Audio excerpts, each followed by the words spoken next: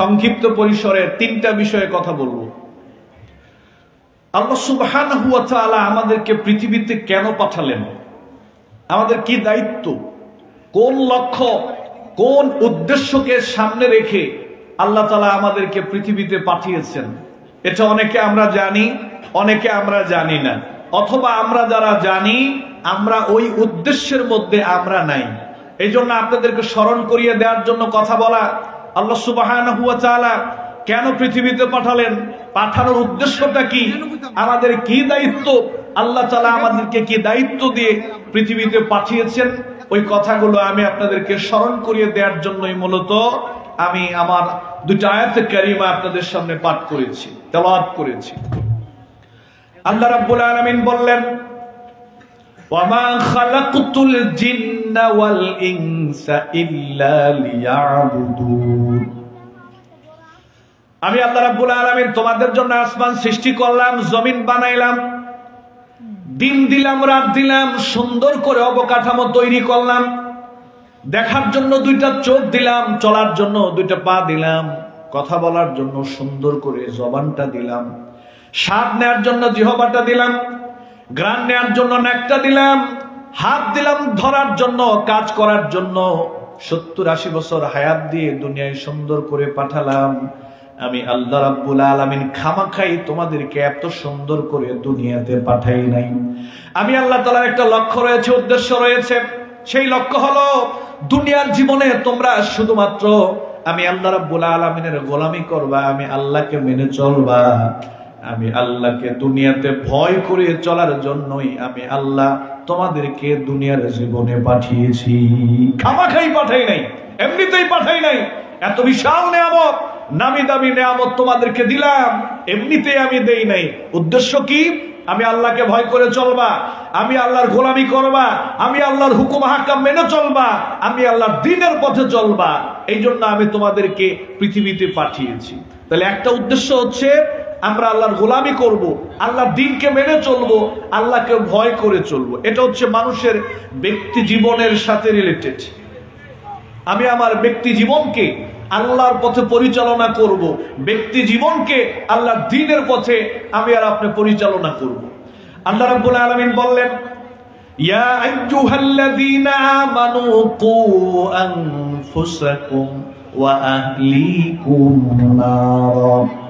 হে দুনিয়ার মানুষ, নিজেরা আল্লাহকে ভয় করে চলো, নিজেরা নিজেদেরকে জাহান্নামের আগুন থেকে বাঁচাও, জাহান্নামের আগুন থেকে বাঁচার জন্য চেষ্টা করো। যেভাবে দুনিয়ার জীবনে চললে জাহান্নামের আগুন থেকে বাঁচা যাবে, ঠিক ওই রকম করে দুনিয়ার জীবনে চলবা। যেভাবে চললে জাহান্নামের আগুন থেকে বাঁচা যাবে, জান্নাতে যাওয়া যাবে, যেইভাবে চললে জান্নাতের পথযাত্রী হওয়া যাবে, সেভাবেই তোমরা দুনিয়াতে চলো। নিজেদের জীবনকে জাহান্নামের আগুন থেকে বাঁচাও, বাঁচানোর চেষ্টা করো। তাহলে প্রথম কাজ হচ্ছে আমাদের নিজেদেরকে জাহান্নামের আগুন থেকে বাঁচানোর জন্য চেষ্টা করা। এই ছোট ছেলেরা বসো, একটু বসো, তোমরা বসো, হ্যাঁ বসো। এটা হচ্ছে আমাদের প্রথম কাজ। দ্বিতীয় হচ্ছে তোমার যে ফ্যামিলি মেম্বার্স, পরিবার বর্গ যারা আছে, পরিবারের মানুষগুলোকেও জাহান্নামের আগুন থেকে বাঁচানোর চেষ্টা করবা। এটা তোমারই দায়িত্ব। তাহলে প্রথম দায়িত্ব হচ্ছে নিজেকে বাঁচাও, নিজেকে জাহান্নামের আগুন থেকে বাঁচানোর জন্য চেষ্টা করো, মেহনত করো, ফিকির করো, এটা তোমার দায়িত্ব। পাশাপাশি তোমার পরিবারের মানুষগুলোকেও জাহান্নামের আগুন থেকে বাঁচানোর চেষ্টা করো, এটাও তোমারই দায়িত্ব। তাহলে দুইটা দায়িত্ব পাইলাম। কয়টা পাইলাম? দুইটা। একটা হচ্ছে নিজেকে বাঁচাও, আর একটা হচ্ছে পরিবারের মানুষকে বাঁচাও। দুইটা দায়িত্ব আল্লাহ তাআলা দিলেন। আল্লাহ বললেন, কু আনফুসাকুম ওয়া আহলিকুম নারা। পরিবারের মানুষ জাহান্নামের দিকে চলে যাচ্ছে। প্রত্যেকটা পরিবার আজকে জাহান্নামের টুকরো হয়ে বসে আছে। মানুষ পরকালে জাহান্নামে কি যাবে, আজকে প্রতিটা পরিবারের দিকে তাকালে বোঝা যায় এক একটা পরিবার জাহান্নামের খণ্ড হয়ে আজকে আমরা বসে আছি। দুনিয়ায় জাহান্নাম হয়ে গেছে, আখিরাত তো পরকালে, দুনিয়া জাহান্নাম হয়ে গেছে। শান্তি নাই, অশান্তি দাউ দাউ করে দাবানলের ন্যায় জ্বলছে। বাবার সাথে মিল নেই, মার সাথে মিল নেই, ভাই ভাই মিল নেই, বোনের সাথে মিল নেই। এক ছেলের বউ আরেক ছেলের বউকে দেখতে পারে না, শাশুড়ি বৌমাকে দেখতে পারে না, বৌমা শাশুড়িকে দেখতে পারে না, ভাই ভাই মিল নাই, সমাজের মানুষের মিল নাই, একেবারে দ্বন্দ্বে বিভাজিত হয়ে জাহান্নামের টুকরো হয়ে গেছি আজকে আমরা। বাবা ঘুম থেকে উঠেন আর 8টায়, সন্তান ঘুম থেকে উঠছে 8টায়, মা ঘুম থেকে উঠে 8টায়, পুরো পরিবার আল্লাহকে বাদ দিয়ে দুনিয়ার দিকে ছুটছি, জাহান্নামের দিকে ছুটছি আমরা। এই জন্য আল্লাহ বলছে পরিবারকেও জাহান্নামের আগুন থেকে বাঁচানোর চেষ্টা কর। তাহলে দুইটা দায়িত্ব, একটা হচ্ছে আমি নিজে বাঁচবো, বাঁচার চেষ্টা করব, আমার পরিবারের মানুষগুলোকেও জাহান্নামের আগুন থেকে বাঁচানোর চেষ্টা করব, এ দায়িত্ব আমার। এই দুইটা দায়িত্ব নিয়ে আমি কথা বলবো না। তৃতীয় নাম্বার আরেকটা দায়িত্ব আছে, যেটা আমার আলোচনার বিষয়। এই দুইটা পয়েন্টে আমরা সবাই কথা বলি, এই দুইটা পয়েন্টে আমরা সবাই কথা শুনি, কিন্তু তৃতীয় আরেকটা পয়েন্ট আছে যেটা আমাদের সমাজে এত বেশি আলোচনা হয় না, এত বেশি বোঝানো হয় না। সেটা কি? আমার দিকে খেয়াল করেন, এই ওয়াজটা মুখস্থ করে যেতে হবে। সেই বুখারীতে আসছে, সম্ভবত মুসলিমের বর্ণনায় হাদিসটা আছে। আল্লাহ নবী বললেন, আর রাজুলু রাইন ফি আহলিহি ওয়া মাসউলুন আন রাইয়াতিহি। তোমরা যারা পুরুষ, তোমরা যারা স্বামী, তোমরা যারা বাবা, তোমরা তোমাদের পরিবারের দায়িত্বশীল। তোমার পরিবার সম্পর্কে আল্লাহ তোমাকে জিজ্ঞাসাবাদ করবেন। তোমাকে ফেরেশতারা রিমান্ডে নিয়ে যাবে, রিমান্ডে নিয়ে গিয়ে তোমার সন্তান সম্পর্কে আল্লাহ জিজ্ঞাসাবাদ করবে, তোমার স্ত্রী সম্পর্কে ফেরেশতারা তোমাকে জিজ্ঞাসাবাদ করবে। তুমি তোমার পরিবারের দায়িত্বশীল। ওয়াল মারআতু রাইয়াতুন আলা বাইতি যাওজিহা ওয়া ওয়ালাদিহা ওয়া মাসউলাতুন আন রাইয়াতিহা। আল্লাহ নবী বললেন, মহিলারা শোনো, তোমরা স্বামীর সংসারের দায়িত্বশীল, তোমার ছেলে মেয়েদের দায়িত্বশীল। তোমার ছেলে মেয়ে সম্পর্কে, স্বামীর সংসার সম্পর্কে ফেরেশতারা তোমাকে রিমান্ডে নিয়ে যাবে, রিমান্ডে নিয়ে গিয়ে তোমাকে পরিবার সম্পর্কে জিজ্ঞাসাবাদ করবেন। এরপরে আরেকটা বাক্য আছে, এই বাক্যটাই আমাদের সমাজে আলোচনা হয় না। আল্লাহ নবী বললেন, ওয়াল আমিরু রাইন ওয়া মাসউলুন আন রাইয়াতিহি। আল্লাহ নবী বললেন, দায়িত্বশীলরা শোনো, নেতারা শোনো, দলের প্রধান যারা আছো ভালো করে শোনো, রাষ্ট্র যারা পরিচালনা করো, সমাজ যারা পরিচালনা করো, দল যারা পরিচালনা করো, শোনো। আল্লাহ নবী বললেন, ওয়াল আমিরু রাইন। দলের নেতা যারা, সমাজের নেতা যারা, দেশের নেতা যারা, তোমরা তোমাদের সমাজের, তোমরা তোমাদের দলের, তোমরা তোমাদের রাষ্ট্রের যারা দায়িত্বশীল আছো, তোমাদেরকে তোমাদের অধীনস্থ মানুষ সম্পর্কে আল্লাহ তাআলা আবার জিজ্ঞাসাবাদ করবেন। তোমার দল সম্পর্কে আল্লাহ তোমাকে জিজ্ঞাসাবাদ করবেন, তোমার অধীনের সমাজ চলে, সমাজ সম্পর্কে আল্লাহ তোমাকে জিজ্ঞাসাবাদ করবেন, রাষ্ট্র তোমার অধীনে চলে, এই সম্পর্কে আল্লাহ তোমাকে জিজ্ঞাসাবাদ করবেন। কথাটা ভালো করে বুঝেন, আমার দিকে তাকান, এদিকে তাকান, খুব ভালো করে কথা বুঝতে হবে। সমাজ যারা চালায়, একটা ইউনিয়নের প্রধান ব্যক্তি কে বলেন তো দেখি? একটা ইউনিয়নের প্রধান কে? চেয়ারম্যান। একটা ইউনিয়নের প্রধান কে? চেয়ারম্যান। তাহলে পুরো ইউনিয়নের যিনি চেয়ারম্যান, তিনি হলেন ওই ইউনিয়নের আমির, ওই ইউনিয়নের নেতা, ওই ইউনিয়নের অধিপতি। আল্লাহ নবীর হাদিসের দ্বারা বোঝা যায় ওই ব্যক্তিকে পুরো ইউনিয়ন সম্পর্কে আল্লাহ তাআলা জিজ্ঞাসাবাদ করবেন। এই হাদিসের দ্বারা বোঝা যায়। সাথে রয়েছেন মেম্বার যারা, মেম্বার সাহেবদেরকে আল্লাহ তাআলা জিজ্ঞাসাবাদ করবেন। এরপরে রয়েছে উপজেলা চেয়ারম্যান, পৌরসভা চেয়ারম্যান, এমপি, মন্ত্রী, রাষ্ট্রপ্রধান যারা আছে, প্রত্যেকের অধীনেই সমাজ পরিচালিত হয়, রাষ্ট্র পরিচালিত হয়। ওই মানুষগুলোকে, অধীনস্থ সমাজ মানুষ সম্পর্কে আল্লাহ তাআলা জিজ্ঞাসাবাদ করবেন। এই যে এখন যে কথাটা বলবো, এটাই হচ্ছে আজকের আলোচনার একটা মূল পয়েন্ট। আমাদের দেশের মানুষ মনে করে চেয়ারম্যান, মেম্বার, এমপি, মন্ত্রী যারা, প্রধানমন্ত্রী যারা, ওনাদের দায়িত্ব হলো শুধু রাস্তা বানানো, এটা আমরা মনে করি।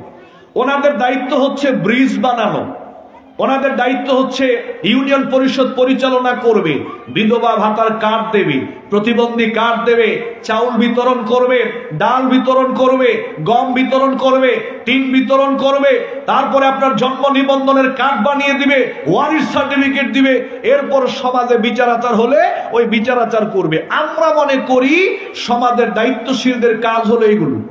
চেয়ারম্যান, মেম্বার, এমপি, মন্ত্রীদের কাজ হলো এই ইউনিয়ন পরিষদ চালানো, রাস্তাঘাট বানানো, ব্রিজ বানানো, তারপরে আপনার বিচার আচার করা। এবার দেখেন আল্লাহ কি বললেন। আল্লাহ রাব্বুল আলামিন বললেন, আল্লাযীনা ইম্মাক্কান্নাহুম ফিল আরদি আকামুস সালাতা ওয়া আতাউয যাকাতা ওয়া আমারু বিল মা'রুফি ওয়া নাহাউ আনিল মুনকার। সূরা হজ্জের মধ্যে আল্লাহ তাআলা বললেন, আমি তোমাদেরকে জমিনে যাদেরকে কর্তৃত্ব দান করি, ক্ষমতা দান করি, তোমরা যারা নেতৃত্বের জায়গায় বসো, তোমাদের দায়িত্ব হলো তোমরা সমাজে সালাত প্রতিষ্ঠার কাজ করবা, তোমার সমাজের মানুষগুলোকে সালাতের দিকে আহ্বান করবা। এক নম্বর কাজ কি? সালাত প্রতিষ্ঠা করা। এটা খতিব সাহেবের দায়িত্ব নয় শুধু, এটা ইমাম সাহেবের দায়িত্ব নয় শুধু, আল্লাহ তাআলা স্পেসিফিক ভাবে আলাদা করে বলে দিয়েছেন, জমিনে যাদেরকে কর্তৃত্ব দান করা হয় এদের প্রথম কাজ হচ্ছে এরা সালাত প্রতিষ্ঠার জন্য কাজ করবে। আমি জিজ্ঞেস করি আপনাদেরকে, বিগত 100 বছরের ইতিহাস, এই দেশে যত রাজনৈতিক দল আছে, যত রাজনৈতিক দলের নেতৃবৃন্দ আছে, সালাত প্রতিষ্ঠার কাজ কেউ করে? কম দেখি করে। কেন করে না? ওই যে ওনারা মনে করে যে আমাদের দায়িত্ব হলো শুধু রাস্তা বানানো, আমাদের দায়িত্ব হলো ব্রিজ বানানো, আমাদের দায়িত্ব হলো বিচার আচার করা। অথচ আল্লাহ তাআলা আলাদা বলে দিয়েছেন, যারা সমাজের অধিপতি, যারা সমাজের নেতৃত্বের জায়গায় তোমাদেরকে যখন বসানো হয়, ক্ষমতার আসনে, কর্তৃত্বের আসনে, শক্তির আসনে যখন তোমাদেরকে বসানো হয়, তোমাদের দায়িত্ব হচ্ছে সমাজে তোমরা সালাত প্রতিষ্ঠার কাজ করবা।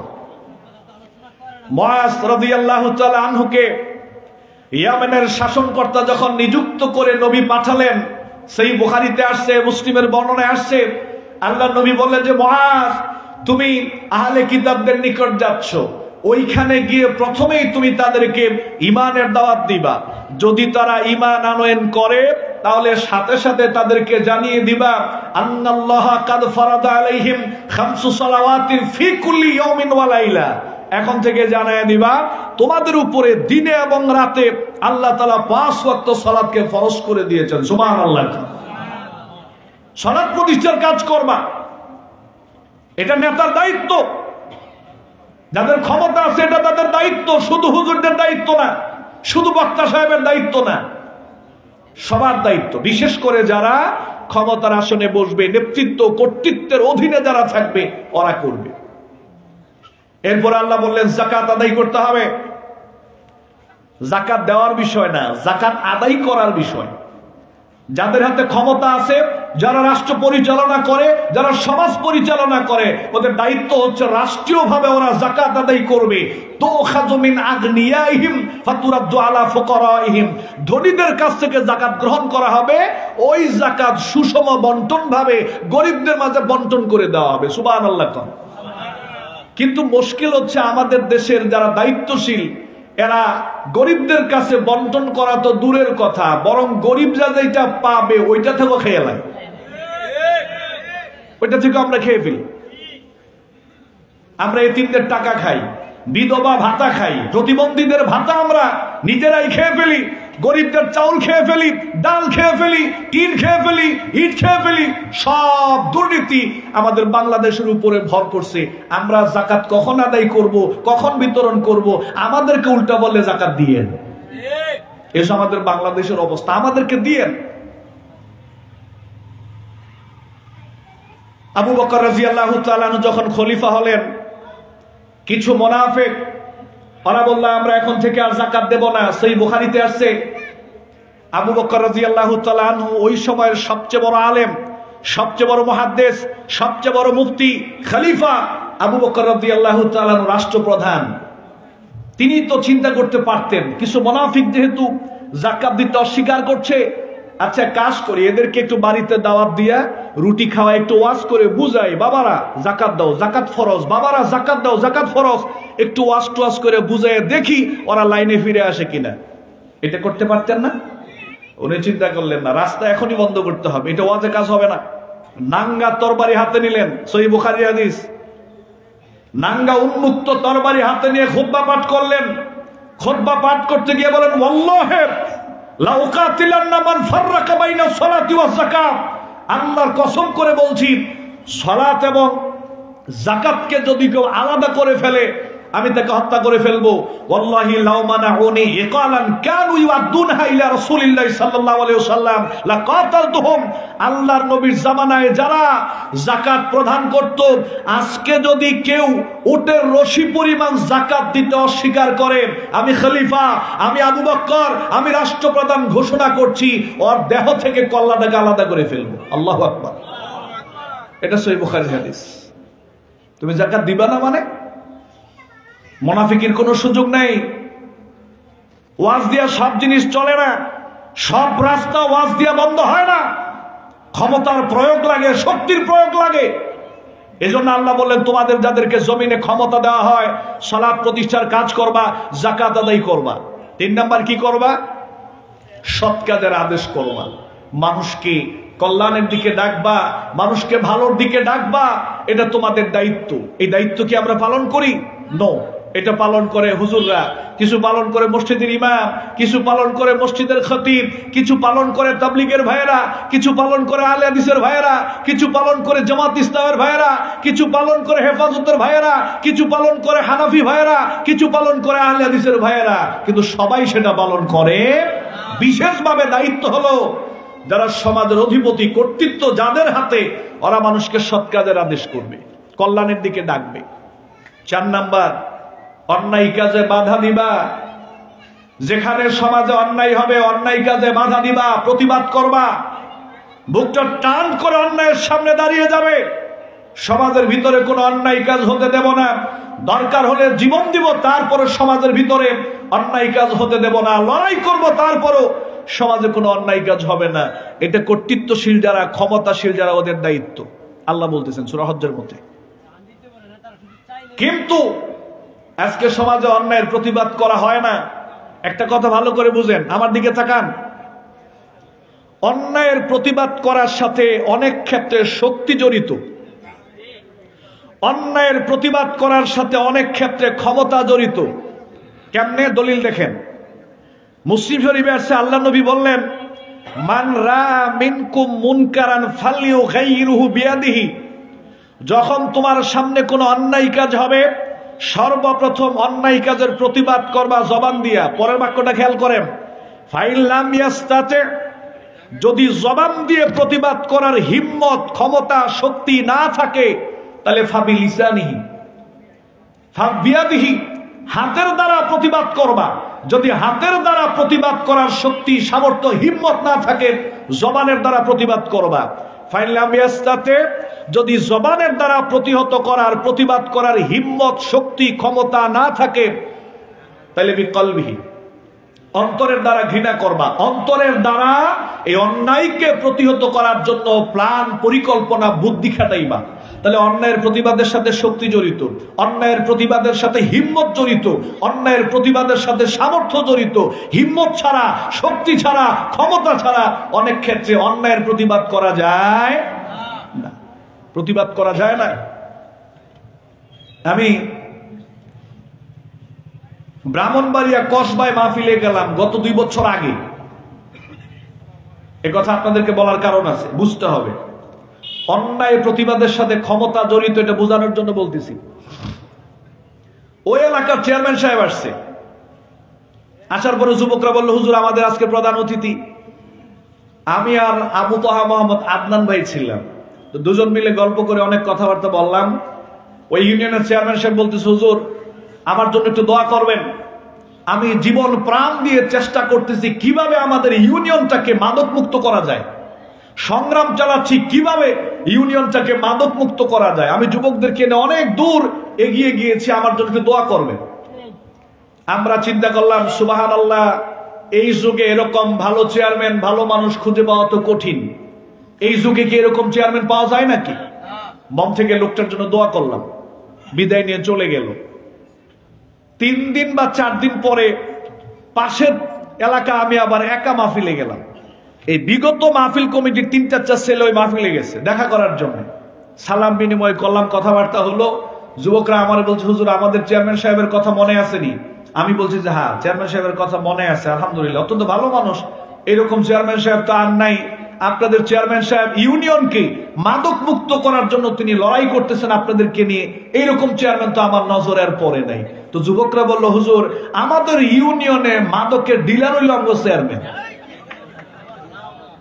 মাদকের ডিলার কি? আমি কইলাম সুবহানাল্লাহ। কি কইল আর কি শুনলাম? এ কি কয়? কথা বলে আপনি চুপ থাকি।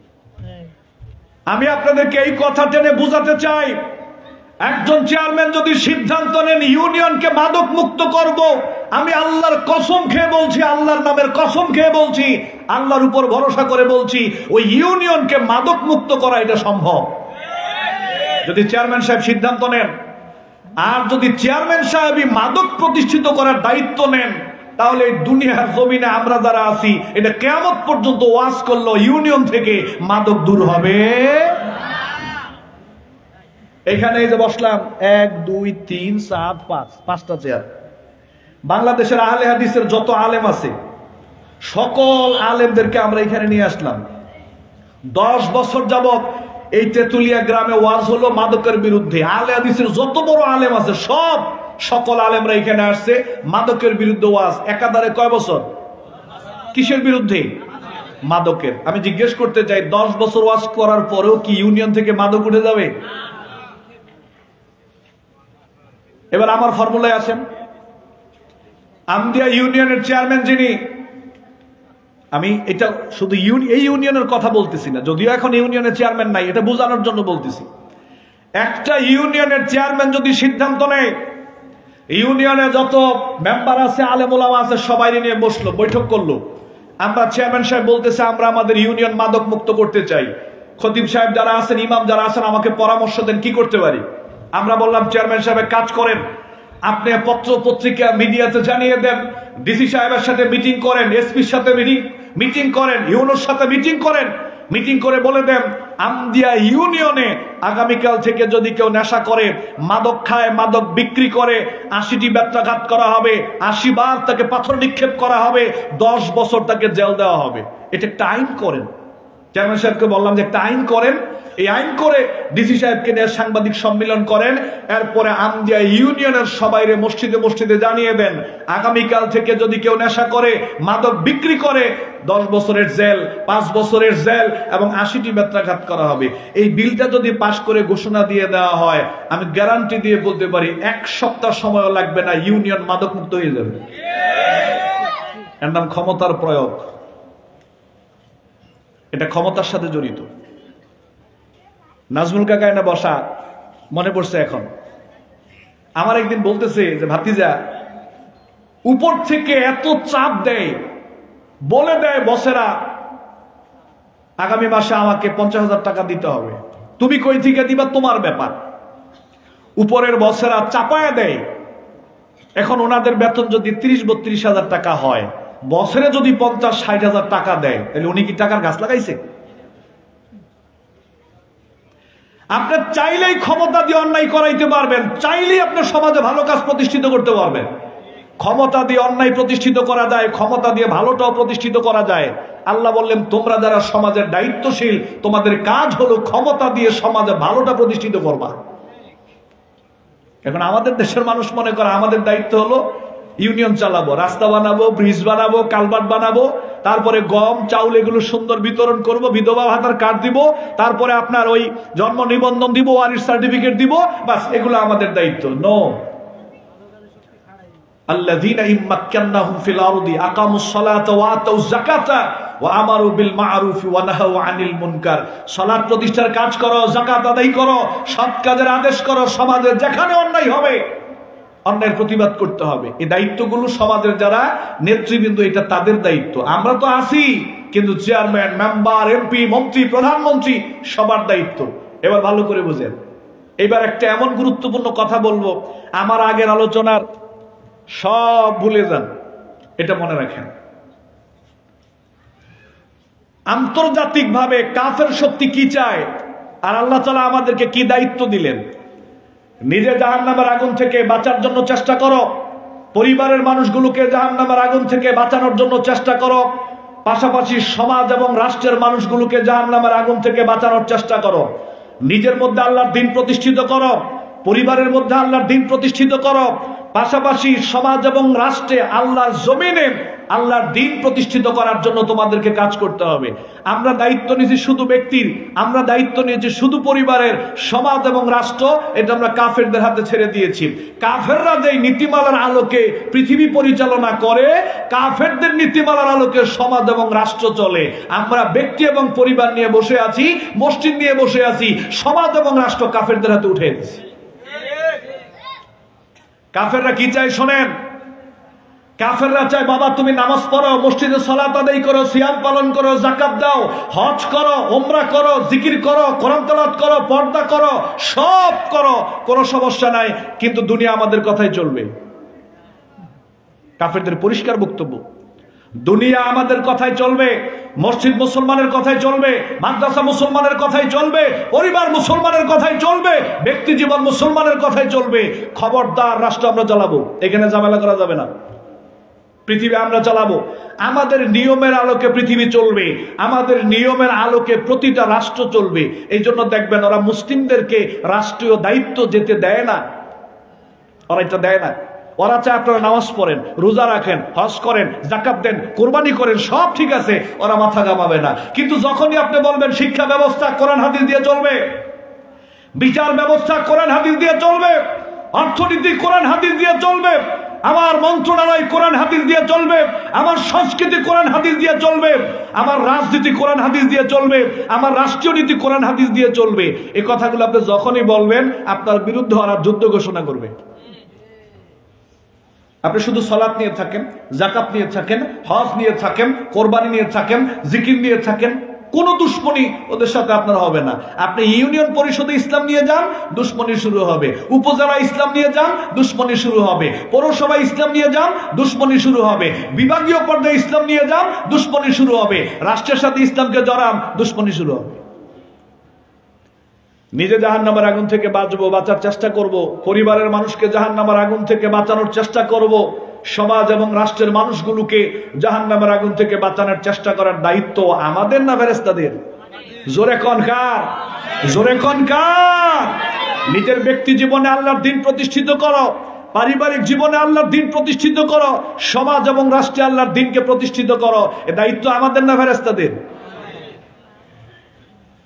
আপনারা মনে করেন এই দায়িত্ব শুধু হুজুরদের?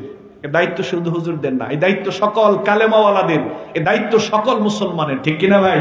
বলেন ঠিক কিনা? সমস্ত মুসলমানের দায়িত্ব এটা। যারাই বলবে লা ইলাহা ইল্লাল্লাহ তারাই দায়িত্ব পালন করবে। দায়িত্ব সবার, কিন্তু আমরা কি দায়িত্ব পালন করি? করি না। আমরা দায়িত্ব পালন করি না। আমরা কিসের পিছনে ছুটতেছি?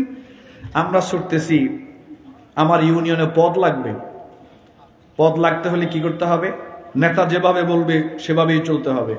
নেতা যদি বলে আগামীকাল ভোর 4টায় ঢাকার অমুক জায়গায় চলে আসবা, 4টা না 3টার সময় উনি গিয়ে বসে আছে পদের জন্য। আর আল্লাহ তাআলার বক্তব্য হচ্ছে যদি জান্নাতে যেতে চাস ফজরের আজান হলে ঘুম থেকে উঠে একটু মসজিদে যাস। ওর জান্নাত দরকার নাই, ওর নেতার খুশি দরকার আর পদ দরকার। ভোর 3টার সময় নেতা বললে চলে যায়, কিন্তু আল্লাহ তাআলা পক্ষ থেকে হাইয়া আলাস সালাহ বলে মসজিদ আহ্বান করা হয়, মসজিদে মুসল্লি নেই, সব ফাঁকা। কোন দিকে যাচ্ছি আমরা? কোন দিকে যাচ্ছি? আমাদের কাছে নেতার খুশি অনেক বড়, নেতার সন্তুষ্টি অনেক বড়। আল্লাহর সন্তুষ্টির দাম নাই, আল্লাহর সন্তুষ্টির কোনো দাম আমাদের কাছে নাই। এই জন্য আল্লাহ তাআলা আপনাকে হাত দিছে, নেতার নামে নেতা আছে রে, এই হাত কার দেয়া? কথা কর না কেন? এটা কি নেতার নামে স্লোগান দেওয়ার জন্য আল্লাহ হাত দিছে না আল্লাহর নামের স্লোগান দেওয়ার জন্য হাত দিয়েছেন আল্লাহ? আজকে 32 বছর বয়স, জীবনে কোনোদিন এই হাত দিয়ে আল্লাহর একটা স্লোগান দিতে পারেন নাই। আল্লাহ তাআলা জবান দিয়েছে আল্লাহর নামে স্লোগান হবে।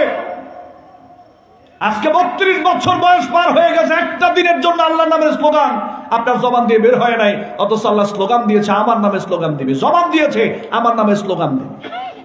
বাংলাদেশে কত স্লোগান আছে। এখন এই যে এখানে অনেকে বসে আছে, আমি যদি বলি আগামীকাল থেকে পুরো 1 মাস লিল্লাহি তাকবীর আল্লাহু আকবার এই স্লোগান দিয়ে ফেসবুকে পোস্ট করবা, অনেক মানুষ হয়তো ফেসবুকের আইডি ডিএক্টিভ করে দিবে, তাও স্লোগান লিখবে না। লিল্লাহি তাকবীর আল্লাহু আকবার, এটা কোন দলীয় স্লোগান না, এটা পৃথিবীর কোন মানুষের স্লোগান না। এই স্লোগানটা কার দেয়া?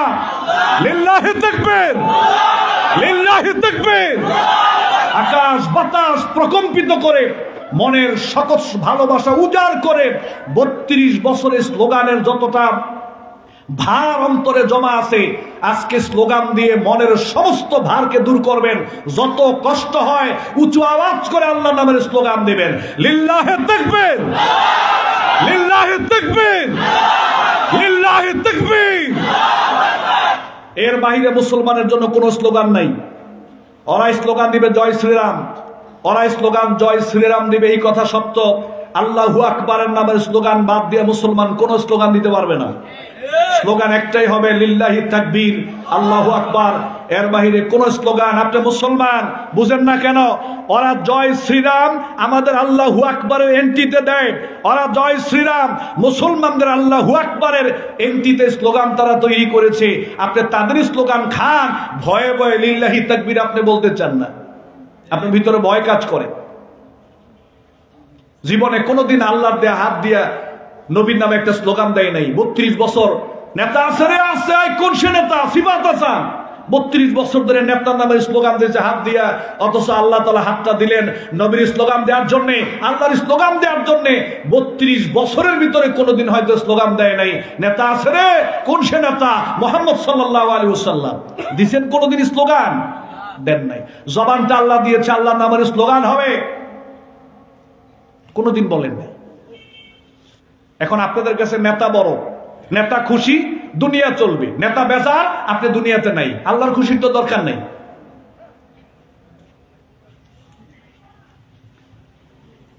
আগামীকালকে 16 ডিসেম্বর কি দিবস? আগামী কত 15 তারিখ না? 16 ডিসেম্বর পরশু দিন কি দিবস? জোরে কোন কি দিবস? বিজয় দিবস। এই বিজয়টা আমাদেরকে দান করলেন কে? নো, এই বিজয়টা আমাদেরকে দান করছে বঙ্গবন্ধু, এটা আমাদেরকে দান করছে জিয়াউর রহমান সাহেব, এটা আমাদেরকে দিছে রহমত বরকত সালাম আরো যারা আছে। আল্লাহ দেয় নাই। কে বলছে আপনাকে আল্লাহ দিছে? গত 16 বছরে আল্লাহর নাম একবার শুনছেন বিজয় দিবসে? তা আল্লাহ দিছে কেমনে? বিজয় দিবসে মুসলিমদের জন্য, মানবতার জন্য যে কোনো বৈধ বিজয় কার পক্ষ থেকে আসে? সিলেকন কার পক্ষ থেকে আসে? আল্লাহর পক্ষ থেকে আসে। কিন্তু বিজয় দিবসে আমরা দেখি না আল্লাহর নাম নিতে, আমরা কেউ দেখি না। আমরা যারা আওয়ামী লীগ করি আমরা বঙ্গবন্ধুর প্রশংসা করি, আমরা যারা জিয়াউর রহমান সাহেবের দল করি ওনার প্রশংসা করি, আমরা যারা অমুক দল করি তুমুকের প্রশংসা করি, লড়াই করছে কারা ওদের প্রশংসা করি। আমি দেখি না বিজয় দিবসে কেউ আল্লাহর নাম নিতে, যে হ্যাঁ এটা বিজয়, মুসলমানদেরকে বাংলাদেশকে স্বাধীনভাবে বাঁচার জন্য আল্লাহ তাআলা একটা ভূখণ্ড দান করেছে, এই শুকরিয়া আদায় করে আমি দেখি না কেউ আল্লাহর ধন্যবাদ দিতে, এটা আমি দেখি না। অথচ বিজয় আল্লাহর পক্ষ থেকে আসে, মাজলুমদের বিজয় আল্লাহ দান করেন। এখন বিজয় দিবস যে আমরা পালন করি, বিজয় দিবস যে আমরা পালন করি, মূলত যারা মারা গেছে তাদের জন্য আমরা দোয়া করি। প্রথম কথা হচ্ছে আল্লাহ শুকরিয়া, আল্লাহকে ধন্যবাদ দেব, আল্লাহ শুকরিয়া আদায় করব। এরপরে যারা লড়াই করেছে, সংগ্রাম করেছে, অবদান রেখেছে আমরা তাদেরও কৃতজ্ঞতা প্রকাশ করি। যেমন দেখেন বদর যুদ্ধ, উহুদ যুদ্ধ, খন্দক, খাইবার, এই মুসলমানরা কাফেরদের বিরুদ্ধে যে লড়াই করেছে এটা কি আল্লাহ তাআলা নিজে এসে লড়াই করেছে না সাহাবায়ে কেরাম করেছে? আল্লাহ তো আল্লাহর জায়গায়, আল্লাহর ক্ষমতা, আল্লাহর শক্তি, আল্লাহর সাহায্য সব ছিল, কিন্তু মাঠে ময়দানে লড়াই করছে কারা? সাহাবায়ে কেরাম। এজন্য আল্লাহ তাআলা কি সাহাবায়ে কেরামদের অবদান স্বীকার করেন নাই? মর্যাদা কি দেয় নাই? শাহাদাতের মর্যাদার কথা ঘোষণা করেন নাই? কিন্তু আমরাও যে কোনো বৈধ বিজয়ে প্রথমে আমরা আল্লাহকে ধন্যবাদ দিব, আল্লাহ শুকরিয়া আদায় করব। এরপরে যারা দুনিয়ার জীবনে অবদান রেখেছে, জীবন দিয়েছে, শহীদ হয়েছে, তাদের জন্য আমাদের অন্তর থেকে দোয়া আছে না নাই? বলেন দোয়া আছে না নাই? আমরা তাদেরকে দোয়া করি, কিন্তু আল্লাহকে বাদ দিলেই তো মনে কষ্ট লাগে। আমি চাই আপনি আল্লাহকে আগে রাখেন, পরে মানুষকে রাখেন। আপনি আল্লাহরে বাদ দিয়েছেন, মানুষের সামনে আনছেন, এই জন্যই তো আমার কষ্ট লাগে। এইবার বিজয় দিবস কেমনে পালিত হয়? মেয়ে নিয়ে আসবেন, পারবেন না? মেয়ে নিয়ে আসবেন, আপনার মেয়ের বয়সী মেয়েরে নাচাইবেন, নাচবে, গাইবে, ব্যানার করবেন। বিজয় দিবস উপলক্ষে দোয়া অনুষ্ঠান, দোয়া মাহফিল, মেয়ে নাচবে, গান বাজবে, বক্স বাজবে, ডেক্স বাজবে, এরকম গান বাজনা আছে না নাই? কিউ আমরা কি মারা যাব না? মরবো না আমরা? ওনারা মরবে না, সবাই জীবিত থাকবে। গান বাজনা হালাল না হারাম? গান বাজনা হালাল না হারাম? আল্লাহর কসম করে বলি, যদি কেউ গান বাজনা করেন 16ই ডিসেম্বর বিজয় দিবস উপলক্ষে অবশ্যই তাদের জন্য আমাদের করণীয় আছে। মন থেকে তাদের জন্য আমরা দোয়া করব, ইস্তেগফার করব, তাদের পরিবারের খবর নিব, খোঁজ খবর নেব, তাদের জন্য তাদের পক্ষ থেকে আমরা দান সাদাকা করব। কিন্তু এই দিবসকে কেন্দ্র করে যদি গান বাজনা হয়, নাচ গান হয়, বক্স বাজে, ড্যাক্স বাজে, আল্লাহ না করুন, আল্লাহর গজব আসার সম্ভাবনা আছে না নাই? বলেন আছে না নাই? এই জন্য এরকম কোন গান বাজনার অনুষ্ঠান আমরা করব না, কোন গান বাজনায় আমরা যাব। রাজি আছি ইনশাআল্লাহ? কারা কারা রাজি? দুই হাত তুলে আল্লাহকে দেখান, হাত উঠায় রাখেন, হাত নামাইবেন না। লিল্লাহি তাকবীর, লিল্লাহি তাকবীর, লিল্লাহি তাকবীর। মাশাআল্লাহ, হাত নামান।